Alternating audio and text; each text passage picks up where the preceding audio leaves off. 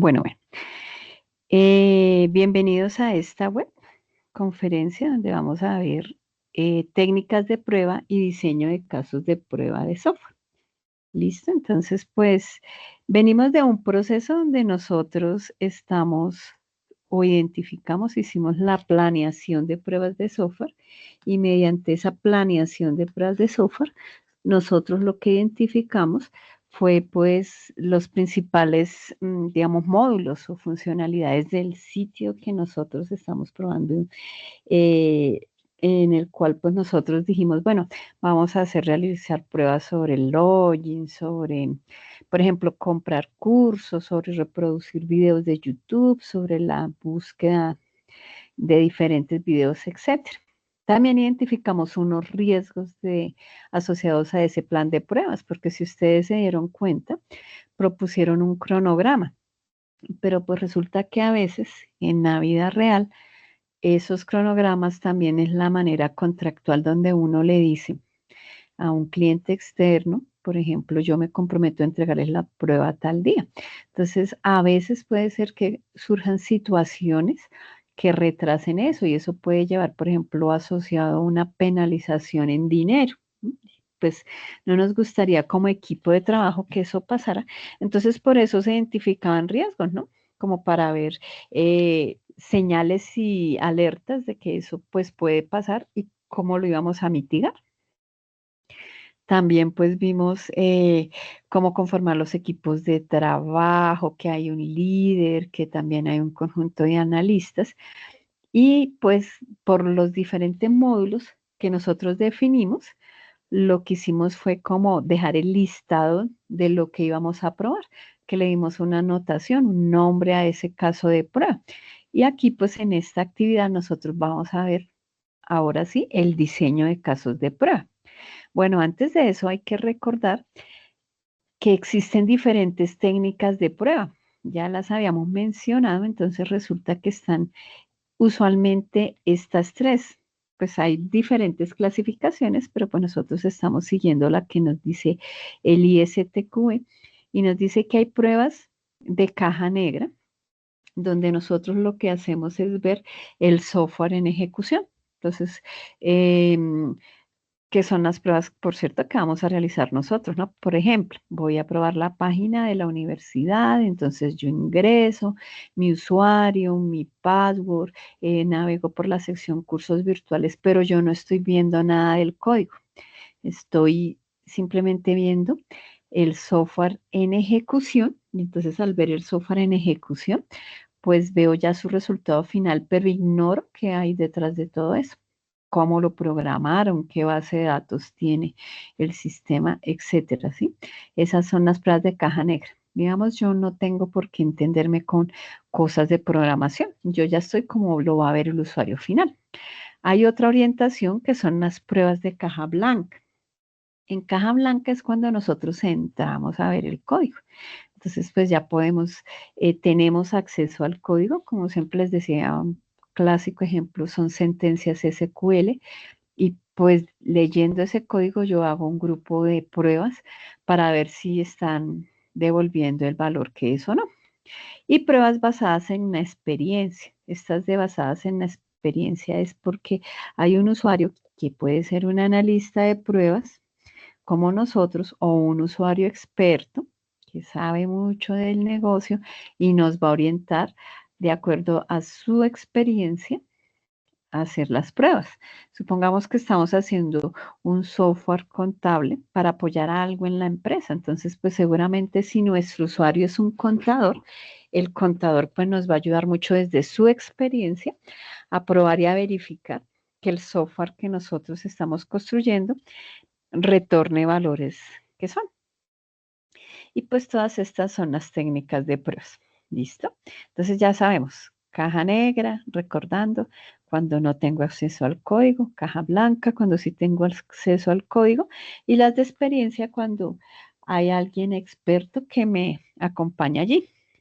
Para las pruebas de caja negra, entonces, nosotros debemos usar diferentes insumos. Pues resulta que yo no tengo el código, ¿no? como pasa con los otros. El código de los sitios que estamos probando, de YouTube, de Udemy, de Canva, etcétera, yo no lo tengo. Pero sí puedo tener algún tipo de documentación que me indique cómo funciona el sitio. En el caso de nosotros, pues es toda la parte, pues uno, pues nosotros ya en cierta medida alcanzamos a ser unos usuarios algo expertos, ¿no? Por ejemplo, de YouTube. ¿Quién no ha usado YouTube, cierto? Pero supongamos otro sitio, Canva. Entonces, alguien que no lo haya usado, pero, por ejemplo, mediante la documentación puede descubrir algunas cosas. Entonces, sí, allí ya sabría qué probar yo.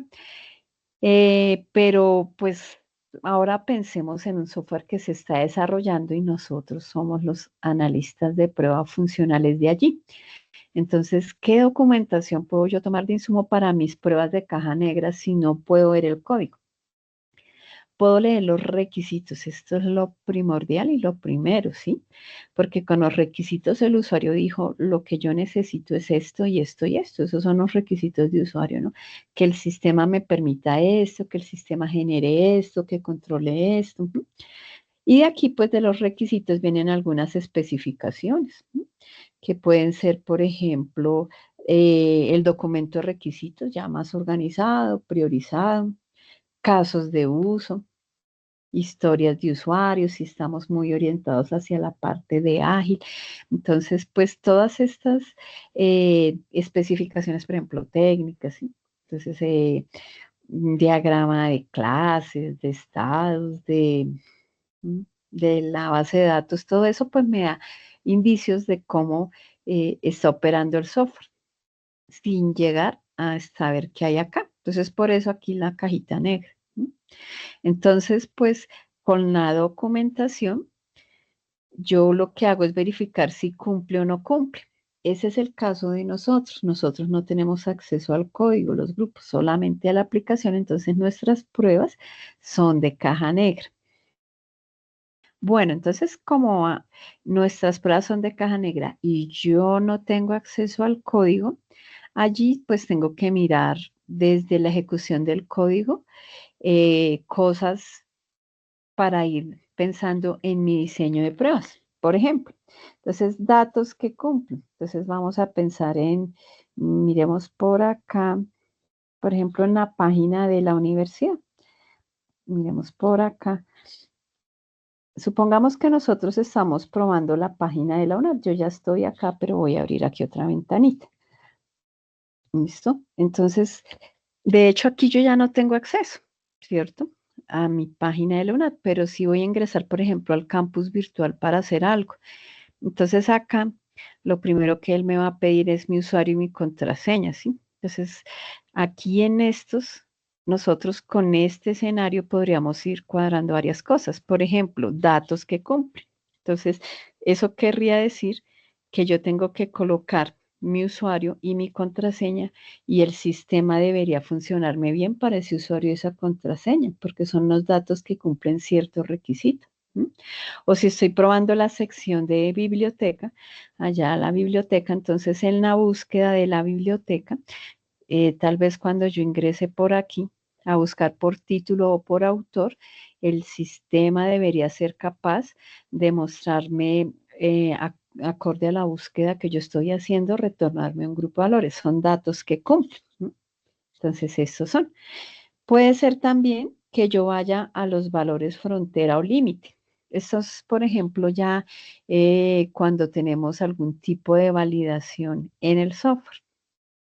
Los valores frontera, entonces, es el valor máximo o mínimo que yo tengo para algo.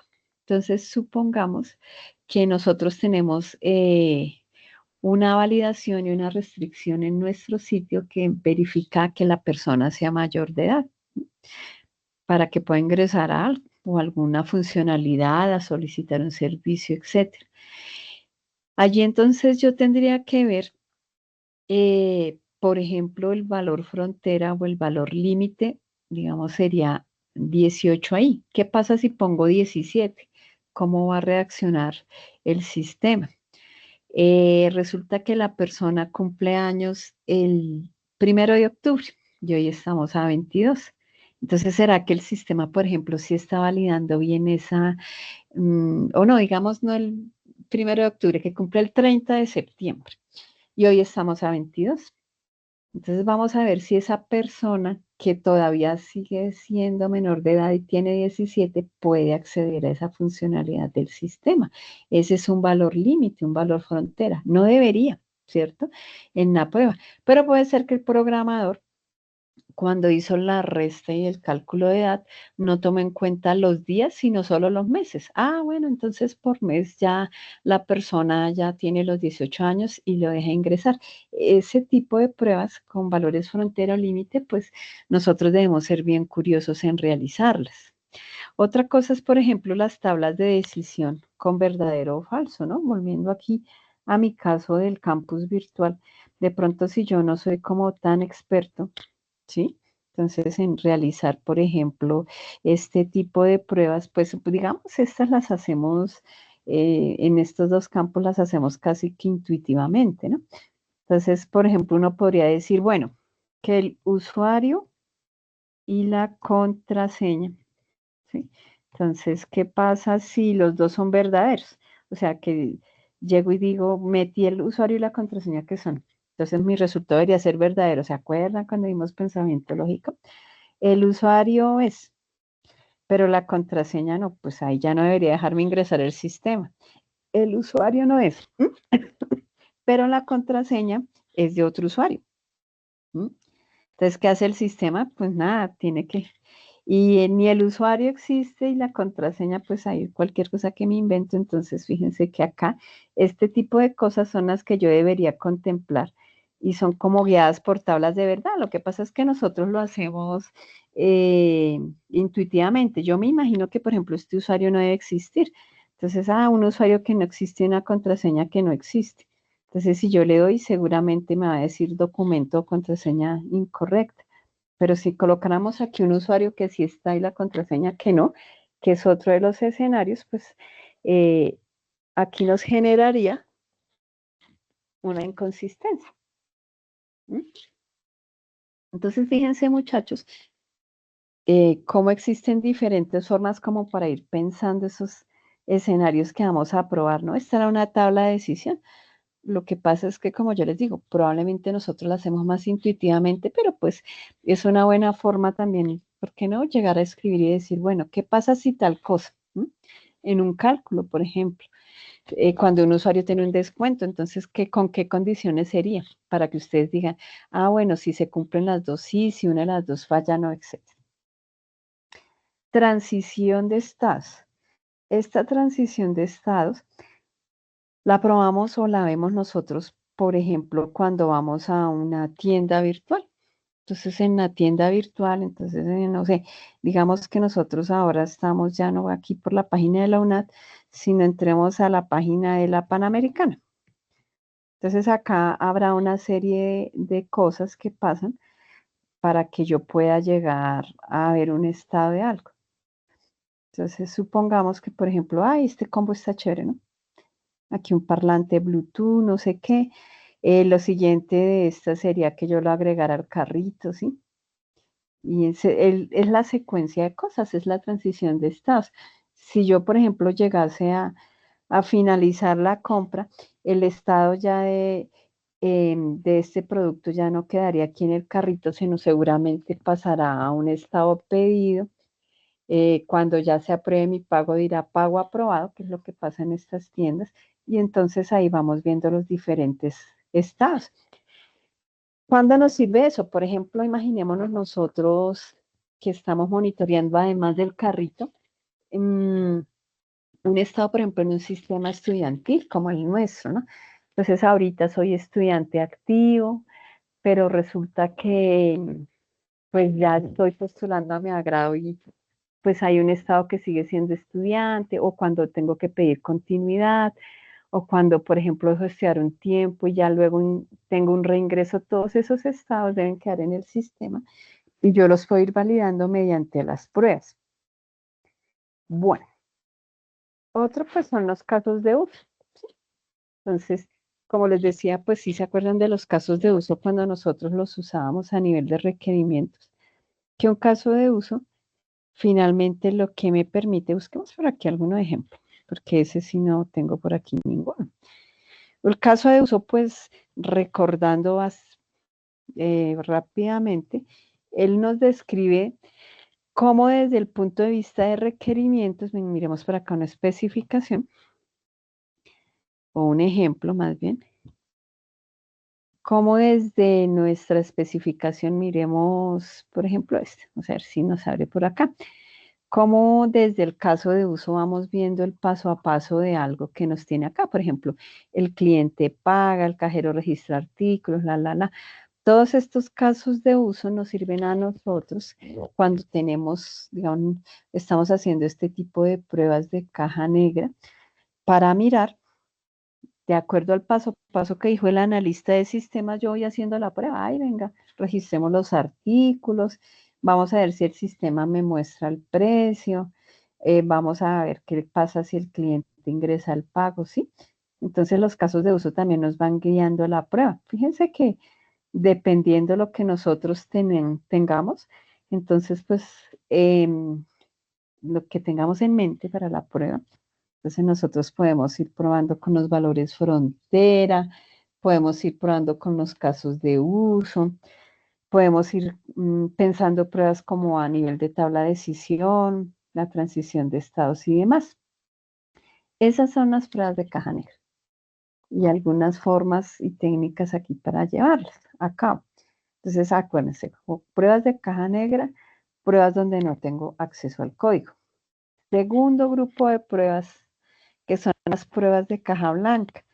A diferencia de las anteriores, yo sí tengo aquí código, ¿listo? Entonces, ¿qué tengo por acá? Por ejemplo, diseño, arquitectura de software, también ya a nivel detallado.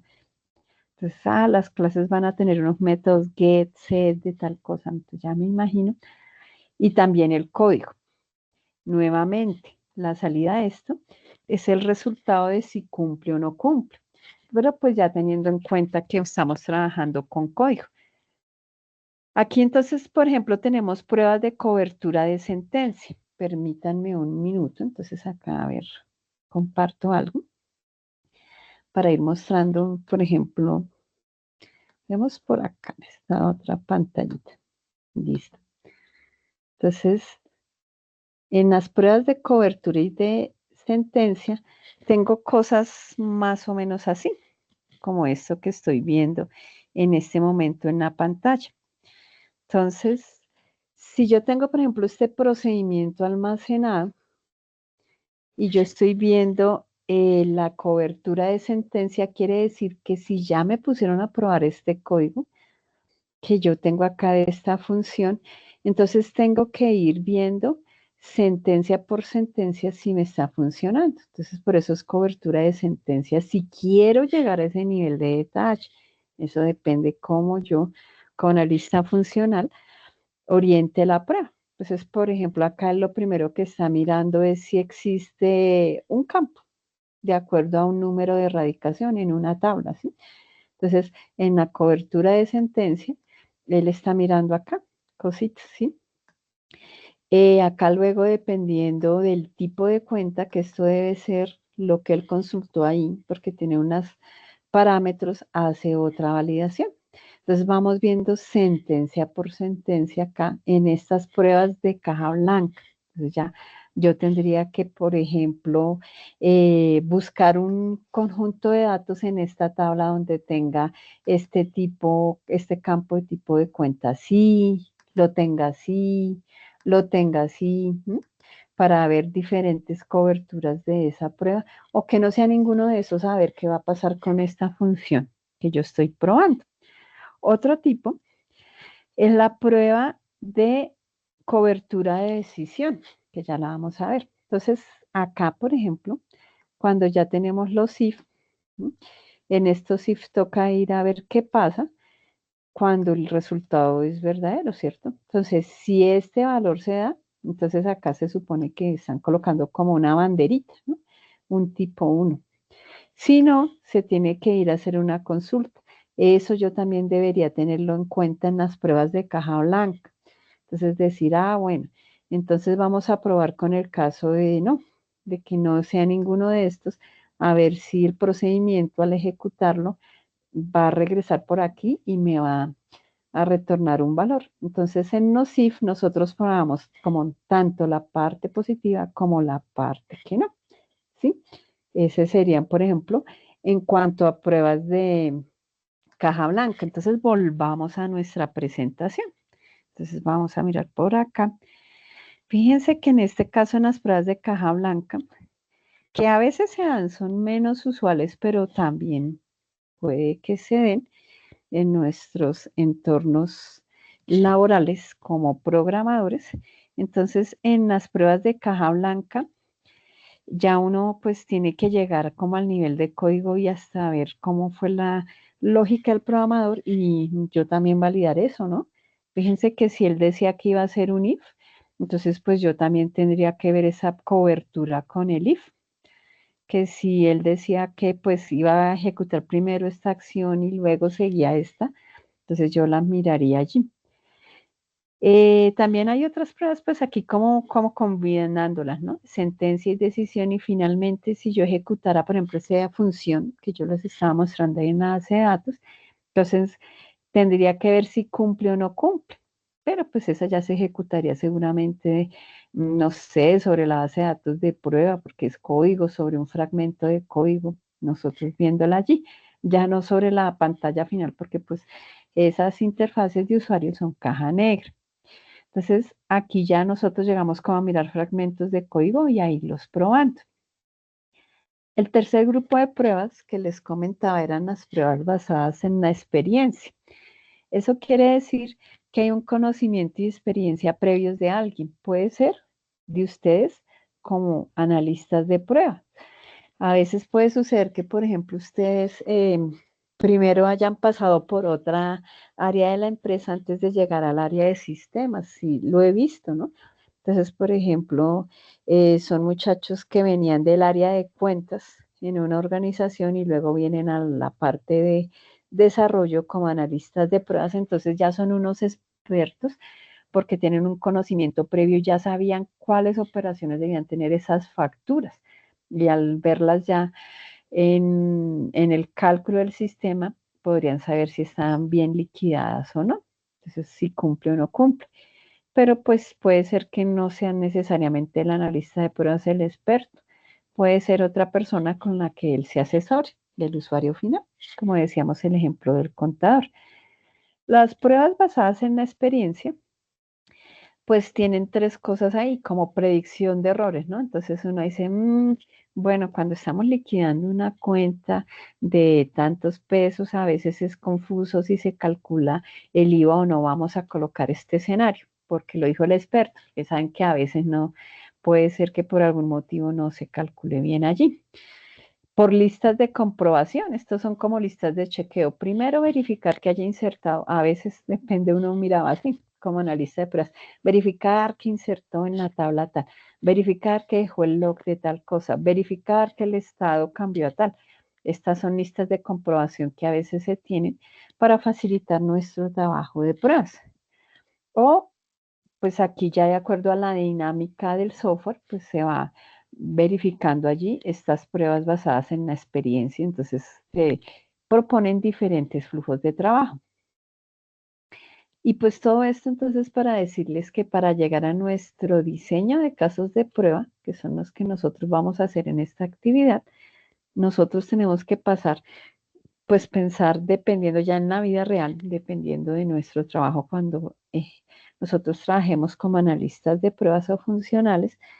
En la vida real nosotros tendríamos que pensar, bueno, son pruebas de caja negra, de caja blanca para saber cómo las oriento. Y en nuestro caso, como les decía hace un momento, nosotros caja blanca no tenemos porque no tenemos acceso al código, ¿cierto?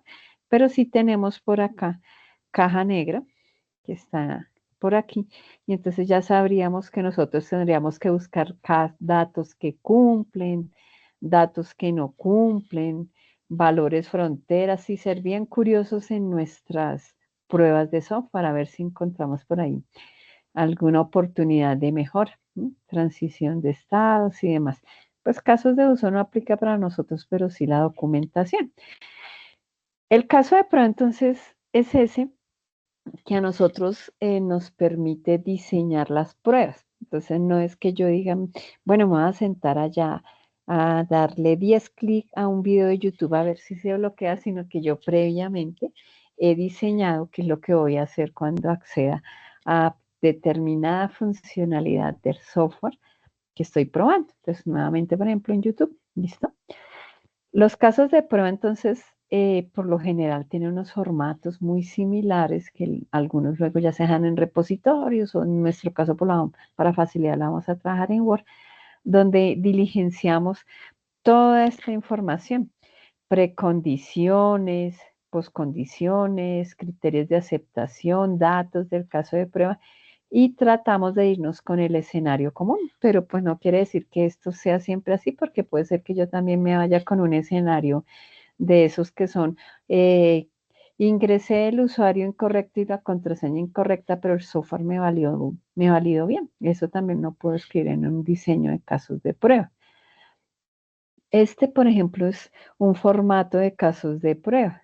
Entonces, digamos, aquí lo interesante es que nosotros especificamos todo lo que lleva a la prueba, con el objetivo de cuando llegue otro compañero o cuando yo llegue nuevo a una organización, si ya hay un conjunto de casos de prueba del módulo que a mí me toca probar, de la funcionalidad que a mí me toca probar, pues ya sé que aquí cuento con un conjunto de casos de prueba que alguien ha elaborado y yo puedo ver, bueno, qué es lo que siempre validen, cómo el sistema se integra con otros componentes, etcétera. Estos documentos son muy interesantes para ayudar como a esa transferencia de conocimiento entre diferentes integrantes de un equipo de pruebas.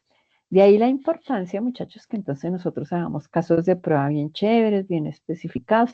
Acá estamos en un ejercicio académico, pero cuando ustedes ya los estén haciendo en sus organizaciones, o si usted de pronto trabaja en una organización de software, pero es algo pequeña y usted también es el que prueba, entonces deje unos buenos casos de prueba allí documentados para cuando algún día pues llegue otra persona a ocupar su lugar o cuando usted mismo por allá al cabo de un año tenga que volver a revisar ese software, no se acuerda exactamente cómo se realizaba una prueba, pero con todo un caso de prueba así de detallado, usted puede decir, ya recuerdo cómo es esa prueba. Aquí entonces nosotros vamos a colocar el nombre del caso de prueba, el que definimos en el plan de pruebas de software. ¿Se acuerdan que sacamos un listadito? Ese es el que vamos a colocar allí. Y pues vamos a mirar para nuestro caso lo que debemos mirar y diligenciar allí. Entonces vamos a mirar acá con nuestro anexo y un ejemplito. Bueno, allí recuerden que ustedes donde encuentran por acá en el curso la guía de aprendizaje, tienen los anexos de los diseños de caso de prueba. Como nosotros ya como grupo identificamos una serie de funcionalidades que vamos a probar, nuestros casos de prueba ahora los vamos a diseñar. Aquí entonces en este capítulo de nuestro documento final vamos a consignar el diseño de casos de prueba. Aquí vamos a colocar una breve introducción, porque es importante el diseño de pruebas de software. Por cada prueba o por cada caso de prueba que nosotros identificamos, más o menos pudieron ser 5 por cada estudiante. Entonces vamos a diligenciar la siguiente información. Primero, pues los vamos a ir numerando todos, ¿sí? Esto ya viene aquí la tablita en formato APA para que no se nos olvide que pues esto ya en solo estas líneas. El nombre de caso de prueba, entonces supongamos que allá en la lista que entregué en el plan de pruebas, mi caso de prueba era el CP001, ingresar a campus virtual. Entonces, que es la que estábamos viendo, ¿cierto? El mismo que yo tenía ya. El responsable, pues el nombre de cada uno de ustedes. Entonces acá van a colocar su nombre. El módulo, entonces, por ejemplo, yo le voy a colocar el login del campus. Y esta pues es información para identificar nuestro caso de prueba, ¿no? De pronto más adelante alguien quiere ver módulos similares o los casos de prueba un módulo en particular, entonces por eso esto. Precondiciones. Acá nos dicen que las precondiciones son las condiciones que debe tener el sistema para poder empezar a probarse. Entonces, allí no hay necesidad de colocar cosas como el usuario tiene una conexión a Internet o el usuario tiene un computador, pues esas ya son, digamos, algunas precondiciones básicas que no irían allí.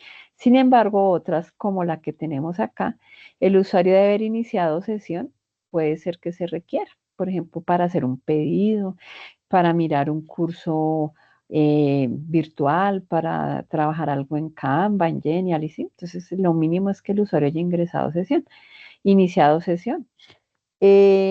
Por ejemplo, para el campus nosotros vamos a decir cómo es el login, que el usuario, mm, que el usuario, que se tenga un usuario del campus. Eso es lo mínimo que necesitamos, ¿no? Entonces, porque aquí no hay opción de creación. Entonces, para nosotros empezar con la prueba del login del campus virtual que teníamos por ahí, lo mínimo que necesito es que exista ese usuario del campus virtual. Luego aquí vamos a colocar el paso a paso de la prueba, implicando la acción que nosotros teníamos allí, ¿no? Entonces, si yo me voy a ir, miramos por aquí dónde está, se nos perdió nuestra ventanita, a campus virtual, aquí cuando yo ingreso a campus y que me pide mi usuario y mi contraseña, todo eso, pues aquí yo ya estoy dentro del campus, ¿no? Pero una ventanita inicial, que es la que estamos colocando aquí, yo tendría que detallar el paso a paso del, se supone, mi escenario ideal, mi escenario el que no va a fallar. Entonces yo puedo colocar acá, por ejemplo, el usuario ingresa su número de identificación, ¿no? Que ahora nos piden nuestro número de identificación. Eh, la segunda, el usuario, ustedes van a ir detallando, ¿no? El usuario ingresa el password o la contraseña, no la contraseña. Luego venía el botoncito, ¿no? Da clic en el botón iniciar o ingresar, creo. Aquí yo también podría poner, por ejemplo, un escenario fallido si ustedes lo quieren detallar. Entonces, por ejemplo, el usuario ingresa una contraseña errada, ¿no? Entonces acá se supone que la respuesta del sistema ya debería ser usuario, no existe o contraseña, ¿no? Entonces aquí podríamos tener dos, depende hasta el nivel de detalle que ustedes quieran llegar allí. Lo importante es que cada acción vaya en un regloncito. No es un párrafo, el usuario ingresa la identificación, coma, luego el password, no. Entonces aquí es colocar y detallar paso por paso. Luego de eso vienen las poscondiciones de la prueba. Las poscondiciones es cómo va a quedar el sistema. La precondición era cómo estábamos al inicio, ¿no? Entonces, mínimo necesitábamos un usuario de campus virtual. Las poscondiciones es cómo queda el sistema. Entonces, si estoy en YouTube, por ejemplo, buscando un artista en particular, o ingreso pues a darle clic al canal de tal, doy clic, videos, listas y demás. Entonces de pronto la poscondición es cómo está el sistema. El sistema me muestra un listado de las canciones del artista. Aquí en nuestro caso, en el escenario exitoso, entonces, por ejemplo, sería eso, ¿cierto? Si yo quisiera dejar los dos escenarios. Si solo voy a dejar el escenario exitoso, pues solo coloco eso. Pero arriba, como le coloqué un escenario exitoso y un escenario fallido, entonces pues estoy colocando acá. ¿Listo? En el escenario fallido, pues entonces el sistema muestra un mensaje de error, seguramente. Entonces acá pues la idea es ir colocando todo eso, ¿no? Un mensaje de error. Oportunidades, ¿no? O sea, chévere que a uno le dijeran, pero pues uno es programador, no, por facilidad, a veces no lo hace. Entonces, que a uno le dijeran, es su usuario, su contraseña es inválida o su usuario es inválido. A veces se valida, a veces no. A veces dicen usuario y o contraseña inválida. Entonces, para el usuario final es como confuso, ¿cierto? Criterios de aceptación, estos son los que nos indica que el caso de prueba será exitoso. Entonces, en este caso, el usuario puede ingresar, esto ya es como a nivel de usuario, ¿no? Puede iniciar sesión en campus virtual. Entonces acá es cómo quedó el sistema, aquí es como que si el usuario pudo hacer algo o no, porque seguramente habría alguna condición, nos imaginamos nosotros, algún requerimiento donde decían ingreso al campus por parte de los usuarios y en el requerimiento diría pues que el usuario cuando ingresa usuario y contraseña incorrecta quede logueado en campus, ¿cierto? Entonces, así vamos a hacer con cada uno de nuestros casitos de prueba. Vamos a irlos diseñando. No los vamos a ejecutar todavía porque esa es la tarea que luego seguirá. Que con este diseño de casos de prueba, pues yo voy a ejecutarlos a ver cómo me va. Por ahora solo voy a describir los pasos que voy a hacer y así lo voy realizando, ¿vale?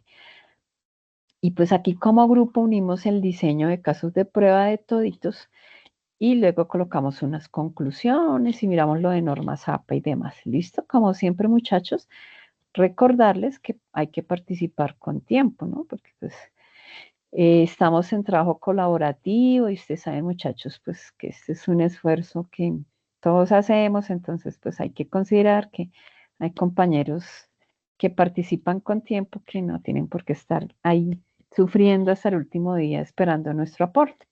Segundo trabajo, trabajo individual. Nuevamente vamos a regresar a la 5420, la norma Incontec, pero en este caso ya vamos a ver métricas internas, ¿no? Esas métricas internas se van a relacionar al software que nosotros, eh, al cual estamos diseñando las pruebas de software. En la misma dinámica que ya veníamos trabajando, entonces vamos a seleccionar unas métricas de comprensibilidad, pero estas son desde el punto de vista de métricas externas y de capacidad de aprendizaje, y lo vamos a hacer igual acá. El nombre de la métrica, cómo se mide, así como ustedes lo hicieron muy juiciosos, la fórmula es tal A sobre B, no sé qué, el valor que se obtuvo de acuerdo a mi prueba fue tal. Pero acá van a contarnos a qué funcionalidad, porque esto ya es sobre el software, ¿listo? Entonces, si yo estoy viendo el login de un sitio, entonces del módulo de login, y ustedes nos cuentan si sí o si no. Entonces, todas estas que tenemos acá, esas métricas, nos van a contar esas métricas internas cómo encontramos, ¿listo? Entonces, aquí tenemos algunas métricas de la 5420. Recordando entonces nuevamente, muchachos, rápidamente, recuerden que esto para llegar a las 5420, a la Icontec, entonces nosotros nos vamos acá por las bases de datos para que no la listen, nos vamos por Icontec, aquí vamos a darle a ingresar, le tenemos paciencia y esta vez vamos a verificar donde dice 5420 métricas internas. Entonces vamos a esperar un momento a que cargue y vamos a mirar curiosamente cuáles son las métricas sobre las cuales vamos a trabajar. Comprensibilidad, capacidad de aprendizaje. Entonces vamos a mirar por aquí. A ver qué hay. Ujú. Bueno, entonces esperemos acá, ya está cargando. Listo. 5420, buscar.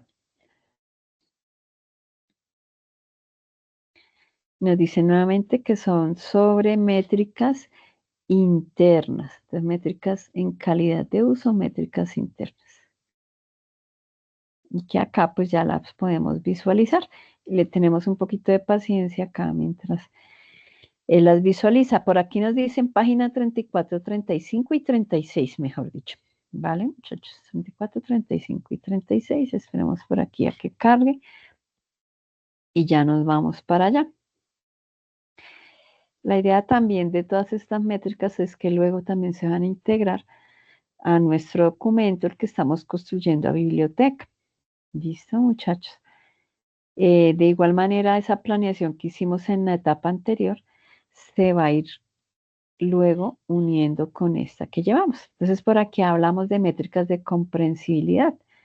Por ejemplo, aquí está la que requieren demostración, ¿m? Que por ejemplo, cuáles son evidentes para el usuario, ¿sí? qué proporción de funciones logro entender. Por ejemplo, estas que son evidentes. Si yo estoy viendo un video, habrá algunas evidentes, ¿no? El pausar, el adelantar, etcétera. Y en estas de capacidad de aprendizaje. Entonces, esas que hemos visto, nosotros de acuerdo a lo que se describía en la documentación, entonces aquí vamos a mirar ya en ejecución qué proporción de funciones de esas que se describían en la documentación que revisamos nosotros estaban en el sistema de ayuda, ¿cierto? Entonces aquí en estas tres paginitas vamos a volver a verificar algunas ya en ejecución de lo que nosotros estamos probando, ¿listo? Entonces, si yo estoy probando el login, entonces allí, de acuerdo a lo que yo vi, me hablaron algo de login en la descripción del producto y qué tan completo estaba eso. Entonces, es como para poder validar esa comprensibilidad que hemos visto en el escenario anterior respecto a lo que ya estamos viendo cuando yo opero el software. ¿Listo? Entonces, esta es, digamos, la dinámica para la parte de las métricas internas que vamos a trabajar aquí.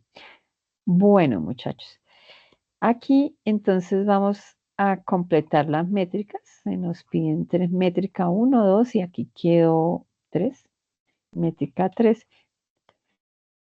Vamos a completar estas métricas y también las colocamos allí en el foro a nivel, digamos, individual.